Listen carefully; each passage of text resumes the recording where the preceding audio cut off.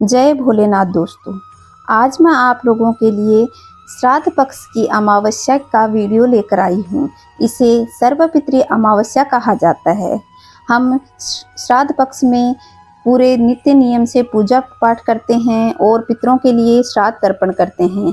लेकिन जिन लोगों को यह नहीं पता है कि उनके पूर्वजों की तिथि क्या है, उनकी मृत्यु किस तिथि को हुई है, तो वे लोग सर्वपितृ अमावस्या को दान पुण्य करके अपने पितरों को श्राद्ध तर्पण कर सकते हैं। तो चलिए दोस्तों, जानते हैं सर्वपितृ अमावस्या की हमें किस प्रकार पूजा करनी है, क्या विधान है और यह सर्वपितृ अमावस्या कब है और कौन सा शुभ संयोग है इसमें। तो अगर आप लोग मेरे वीडियो को पहली बार देख रहे हैं और तो चैनल को सब्सक्राइब कर लें और पास के बेल आइकन को दबाएं ताकि आने वाले वीडियो का नोटिफिकेशन आपको मिलता रहे। हिंदू धर्म में अमावस्या का बहुत अधिक महत्व होता है। अमावस्या तिथि भगवान विष्णु को समर्पित होती है। इस दिन भगवान विष्णु की विधि विधान से पूजा की जाती है।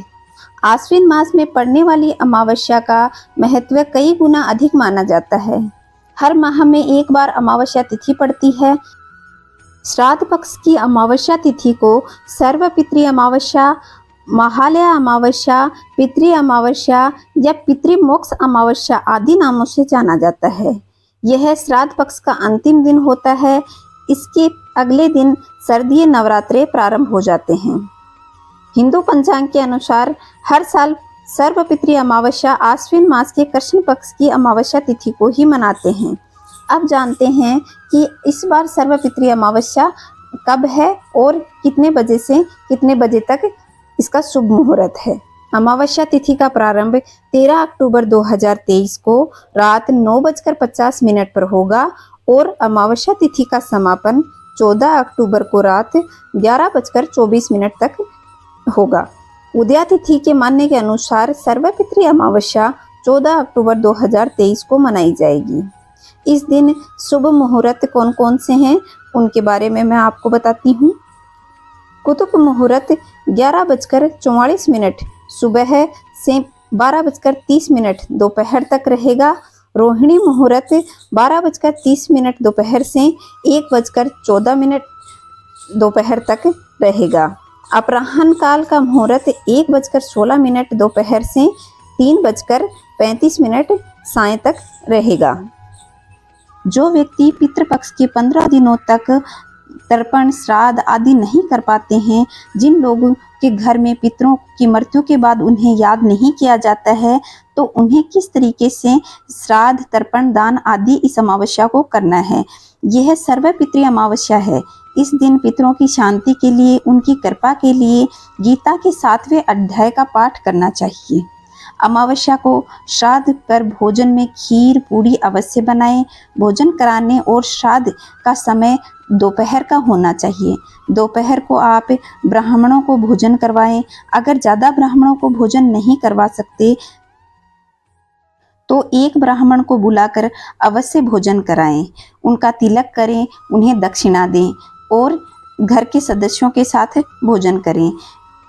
अब आपको बताती हूँ कि संपूर्ण पूजन विधि किस तरीके से करनी है। सुबह स्नान आदि आपको किसी पवित्र स्थान पर जाकर करना चाहिए। कोई पास में सरोवर है, तालाब है, नदी है, तो आप वहाँ जाकर स्नान करें।